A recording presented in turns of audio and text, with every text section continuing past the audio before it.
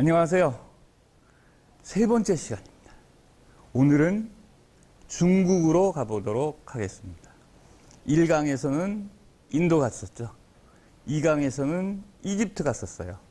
이제 3강에서는 중국으로 가보겠습니다. 자,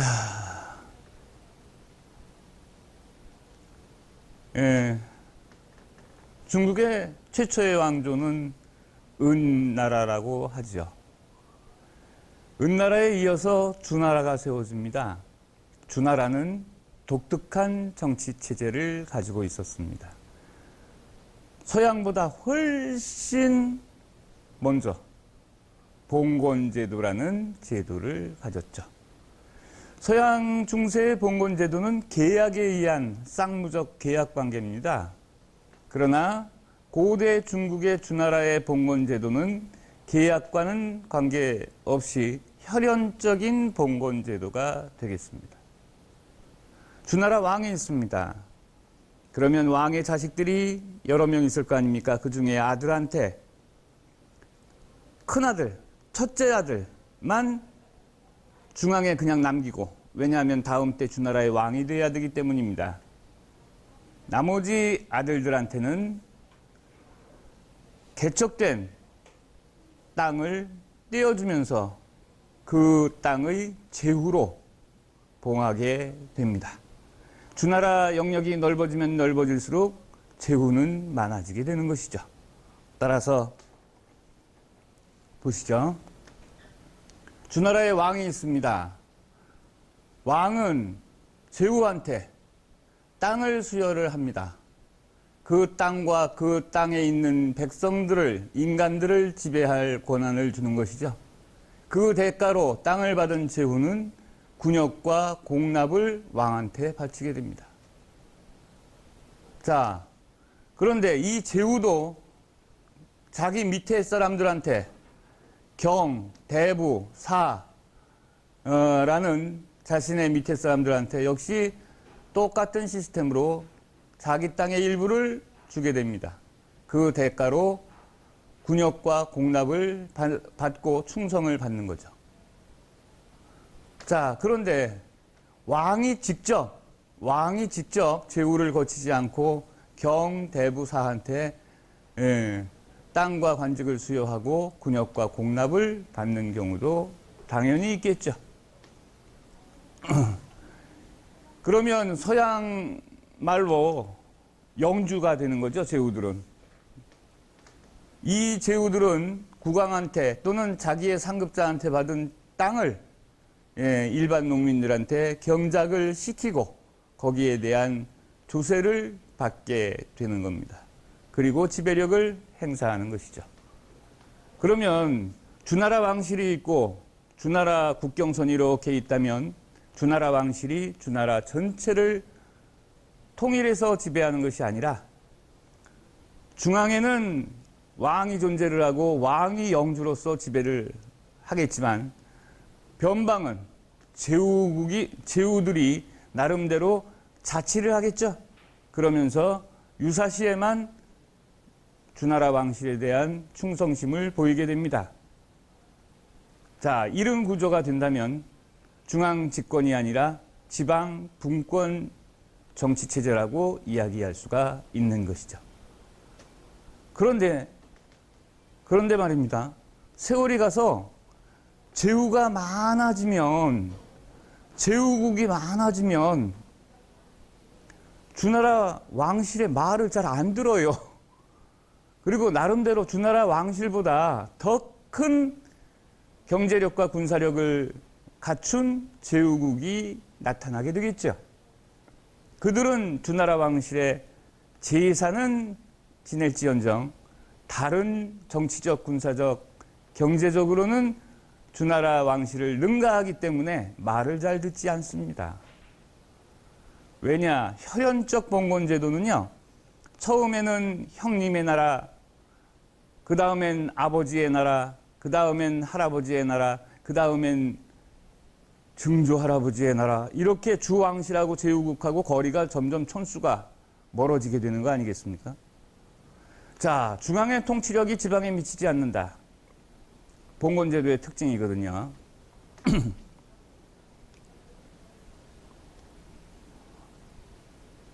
그러면 소위 말해서 우리가 은주 시대 다음에 중국의 최초의 분열기인 춘추 전국 시대라고 이야기를 합니다. 도대체 어느 시대가 춘추 시대고 어느 시대가 전국 시대일까요? 주나라 왕실이 살아있을 시대. 주나라 왕실은 살아있는데 각 지역의 제후국가의 힘이 굉장히 쓰여서 실질적으로 통치는 못해.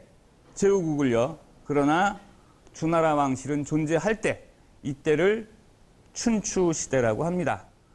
이때의 역사책을 쓰신 분이 공자님이시고 공자님은 따라서 춘추 시대 사람입니다.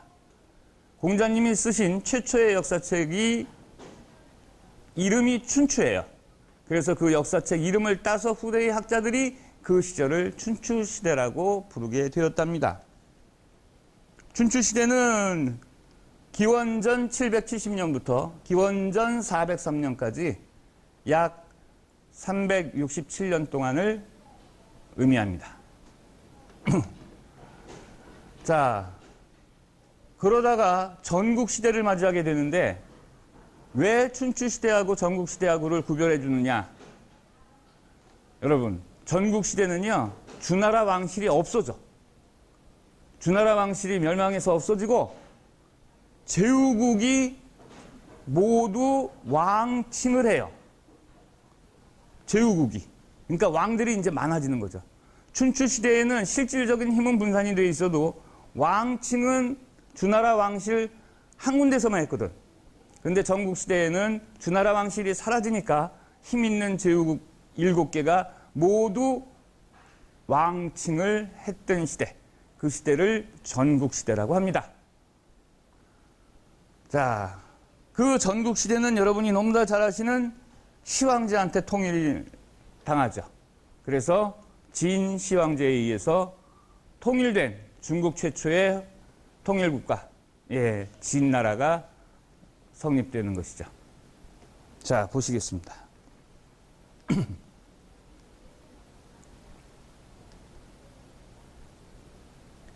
자, 춘추 전국 시대의 혼란기를 거치면서 어떻게 중국은 변화되었을까요? 혼란기라고는 하지만 여러분, 거대한 제국은 개발을 어떻게 해요? 광역 단위로 개발을 하죠. 그러나 많은 조그만 나라로 분열되어 있었던 시기는요, 자기 나라 위주로 개발을 하니까 광역 단위의 개발이 아니라, 그죠? 아주 작은 단위의 개발이 될 거, 지역 단위의 개발이 될 거 아닙니까? 그러니까 중국이 보다 더 골고루 개발되는 효과를 가져오게 되는 것이죠. 자, 해설을 잠깐 보도록 하겠습니다. 주 왕실이 명목상의 권위를 유지하고 있었던 춘추 시대에는 여러 개의 제후국 중에서 5개의 제후국이 세력을 떨치고 있었습니다. 그래서 그 5개의 제후국을 오패라고 합니다. 그럼 시대 명칭과 붙여서 부른다면 춘추 오패가 되겠죠. 다음의 전국 시대에는 7개의 국가가 패권을 다루게 됩니다.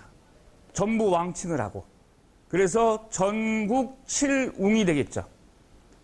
합해서 춘추 오패 전국 7웅이라고 부릅니다.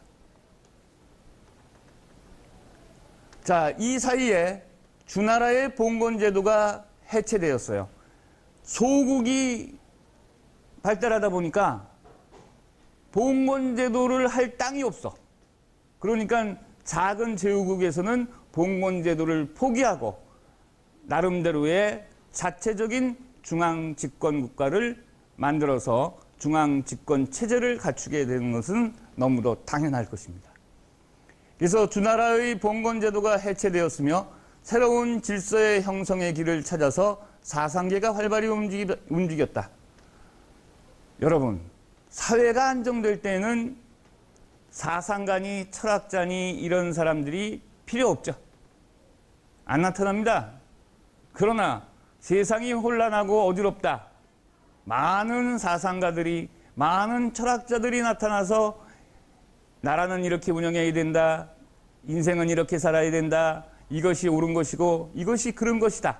라는 주장을 펴게 되는 것이죠. 따라서 많은 사상가나 많은 철학자가 나타난다는 것은 그 사회가 일단 혼란스럽다는 뜻입니다. 춘추전국 시대에는 중국 전통사회의 기본적인 성격이 형성된 시기입니다. 양육강식의 정복전쟁으로 여러 제후국이 7개로 통일되었습니다. 아울러 이 시대에 여기가 중요하죠. 나라는 7개지만 모두 철제 농기구를 사용해서 농사를 짓기 시작을 했습니다. 춘추전국 시대부터. 철제 농기구 그 이전에 나무 농기구보다 돌 농기구보다 훨씬 생산성을 높게 가져갈 수 있는 생산 도구가 되겠습니다. 그러면 강사 양반, 청동기 농기구는 없었어? 예, 석기 그리고 나무 농기구는 있었는데 청동제로는 생산도구를 만들지 않았습니다. 왜냐하면 그만큼 귀했고 청동기는 약했기 때문입니다. 그러나 철은 청동기보다 생산량이 많았고 단단했기 때문에 농기구도 철로 만들기 시작을 했다는 것이죠. 따라서 청동제로는 농기구가 없습니다. 돌, 나무 농기구에서 바로 철제 농기구로 건너갑니다. 생산성은 엄청나게 늘어났겠죠. 우경이 시작됩니다. 우경은 소로 밭갈이를 하는 겁니다. 여러분, 그 당시에는 비료 주는 방법이 지금과 같이 발달하지 않은 시대입니다. 그러면 한 해 농사를 지었습니다. 다음 해에 똑같은 작물을 또 심으면 생산량은 반으로 줄죠. 또 추수를 하고 똑같은 농작물을 또 3년째 심으면 전년도보다 또 생산량은 반으로 줍니다. 비료 안 줬기 때문이죠. 비료 주는 대신에 1년 농사 짓고 땅을 깊이 갈아 엎어야 됩니다. 그러면 생산량이 늘어난답니다. 왜냐? 영양분을 뺏긴 겉의 흙은 밑으로 들어가고 영양분이 그대로 살아있는 속의 흙이 겉으로 나오기 때문입니다. 그러면 뭘로 뒤집느냐? 그게 철기로 만들어지는 쟁기로 뒤집는 게 최고의 깊이 뒤집을 수 있는 방법이 되겠죠. 자, 그런데 그 철기로 만드는 농기구인 쟁기는 무겁습니다. 그리고 땅을 파서 흙을 뒤집어야 돼요. 그러니까 힘 있는 대상이 끌어야 된다는 겁니다. 그럼 처음엔 누가 끌었을까요? 인간이 끌었겠죠. 천하장사같이 힘이 센 인간이 끌었겠죠. 그러다가 말이 끌었답니다. 그걸 마경이라고 그래요. 바깥경자 써서 마경. 근데 말을 잘 안 듣는데요. 이쪽으로 가기도 하고 저쪽으로 튀기도 하고. 그래서 소를 이용해 봤더니 콧줄에만 잘 끼우면 우직하게 인간이 의도하는 대로 쟁기를 끌더라는 겁니다. 따라서 우경의 발생 또는 우경의 발달이라고 문헌에 적혀 있으면 그 나라나 그 지역의 농업 생산력이 크게 발달하는 계기가 되었다라고 해석을 합니다. 우리나라의 최초의 우경의 기록은 6세기 신라 지증왕조에 처음 나옵니다. 그러나 기록상으로 처음 나오는 것이지 AD 6세기까지 우리 한반도에서는 전혀 우경을 하지 않았다라고는 이야기할 수 없는 것이죠. 기록상으로는 중국은 춘추전국 시대부터 우경이 발달함으로써 철제 농기구의 사용과 함께 농업 생산력이 크게 늘어나는 따라서 강대국의 면모를 갖추기 시작한다라고 보면 되겠습니다. 관계시설은 저수지 시설이고요. 예, 생산력이 증대되었으며 아직 정치군사적으로는 혼란기였기 때문에 사상적으로는 제자백가가 등장하는 시기가 바로 춘추전국시대죠. 이 제자백가의 사상적 혼란을 통일시키고 하나로 모았던 것이 공자의 육아사상이 되겠습니다. 자, 춘추시대의 제후국들을 보겠습니다. 많죠? 예, 우리 고조선 옆에서부터 시작을 해볼까요? 제후국가입니다. 연, 제, 노, 위, 진, 예? 진, 한자는 틀리죠. 주, 요 주가 종주국이죠. 종주국, 주. 주에서 봉건제도로 파생된 제후국가들이죠, 지금. 조, 정, 송, 예? 등, 진, 채 등, 또 여기 초, 여기 월, 여기 오, 이런 많은 제후국가들이 춘추시대에 존재를 했는데 그 중에 몇 개의 나라가 강했다고 말씀드렸습니까? 5개. 5패. 자, 노란색으로 되어 있는 거. 제, 진, 초, 오, 월. 5개의 나라. 춘추 5패. 여러분, 5월 동주라는 말 들어보셨습니까? 5월 동주. 이 당시에 춘추 5패 중에 두 나라였던 오나라와 월나라는 서로 잡아먹으려는 적대 관계였겠죠. 그런데 어느 순간에 오나라 군사들과 월나라 군사들이 적군인데 같은 배에 탄 거예요. 그러면 어떻게 될까요? 좀 애매한 상태가 되겠죠. 그런 상황을 우리는 5월 동주, 이해관계가 다른 사람들이, 대립관계의 사람들이 배는 같은 배를 탔다, 운명은 같이 한다라는 것이 되겠습니다. 따라서 금년에 선거운동들도 많이 하시는데 5월 동주가 많이 나올 겁니다. 처신을 잘하는 정치가가 정치를 잘하는 정치가가 되겠죠. 네, 5월 동주의 유래까지 살펴봤습니다. 춘추시대에 이어서 전국시대는요, 제후국이 7개의 나라로 통폐합되면서 주나라 왕실이 멸망한 이후라고 말씀을 드렸습니다. 그러면 왕칭을 한 강대국 7개의 나라를 살펴보면 진, 가장 서쪽의 진입니다. 그리고 위, 조, 연, 제, 한, 초. 초가 제일 영토적으로 넓습니다. 고조선하고 전쟁한 나라는 연나라예요. 이건 우리 국사책에도 나옵니다. 여러분, 어느 나라가 통일했을까요? 진나라가 통일했죠. 진나라가 연나라, 제나라, 조나라, 위나라, 한나라, 초나라를 모두 멸망시키고 이 전체를 통일을 했습니다. 7왕 중에 6왕을 제압하고 통일을 한 거죠. 그러니까 그 통일한 진나라의 왕은 나는 왕 중의 왕이다. 앞으로는 왕으로 부르지 말고 황제라 불러라. 그래서 중국 최초의 황제라는 용어가 시작되었다 해서 시황제가 되겠습니다. 어느 나라에? 진나라에. 그래서 진시황제입니다. 띄어읽기를 잘 하셔야 돼요. 진시황제 그러면 안 됩니다. 진시황제 그래야 손자 손녀가 박수칩니다. 네. 자, 여러분, 중국의 춘추 전국 시대까지를 저하고 여행을 하셨습니다. 춘추 전국 시대의 다음 시기는 이 진나라가 천하통일을 한 시황제 시대거든요.